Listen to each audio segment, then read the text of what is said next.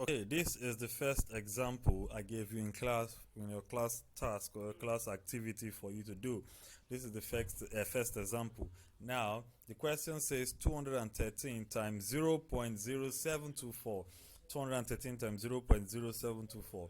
And in our introductory class about logarithm of numbers less than 1, we said for us to get the characteristic, there are two numbers you look for when you are looking for the logarithm of a number. You look for the characteristic, and then secondly you look for the mantissa. The characteristic is the number before the point, the mantissa is the number set of numbers after the point. Now for the first one, now remember we said for you to, if you recall standard form properly, you will find out that to convert 213 to standard form, I had to move the point in 2 times. You can see there 1, 2, and then the power of 10 here became the characteristic here, which is 2. I believe you can see that. Now then I go to my logarithm table and check for 21 under 3. I check for 21 under 3, and that gave me 3284. 3284. Then you go to the next number, which is 0.0724, and then I move the point 1, 2 steps forward. Why am I moving it 2? Because after 2 steps, that is when you have one number in front of the point. That is when you have one number in front of the point. Yeah, that's what I'm talking about. One number minus 2, because we are moving the point out, and the power of minus 2 will later become the characteristic, which is bar 2. I told you the introduction of bar. In the introduction of bar, when it comes to number less than 1, negative logarithm leads to the introduction of what? Bar. So then the next part is to get the logarithm of 72 under 4.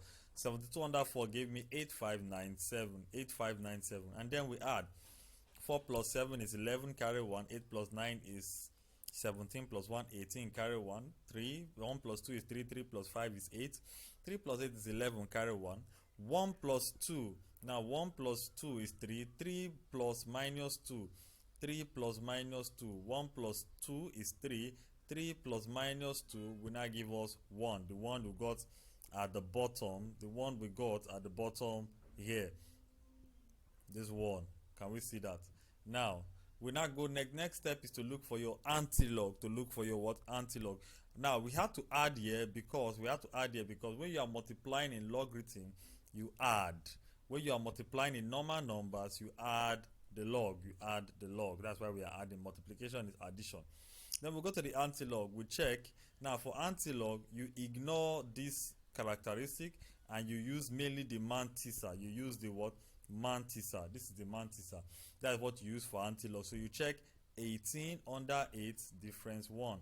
18 under 8 difference 1. So 18 under 8 gave us 1. That's what we have here. Antilogarithm now. 1542. 0.18 under 8. 0.18 under 8 gave us the logarithm of the antilog of 1542. And if you add that 1542, you now add it to the difference. Difference 1 there is 0. Difference 1 is 0. So you add it to the difference. Difference 1 is 0.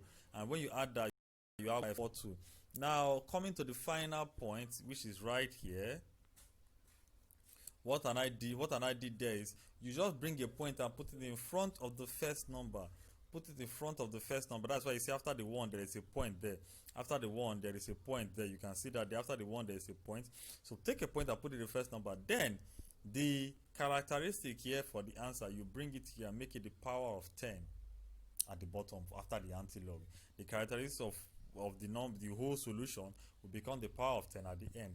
Now 10 raised to power 1 is 10. Now 10 times 1.542 will now give us 15.42. So that's how you tackle questions with logarithm of numbers less than 1.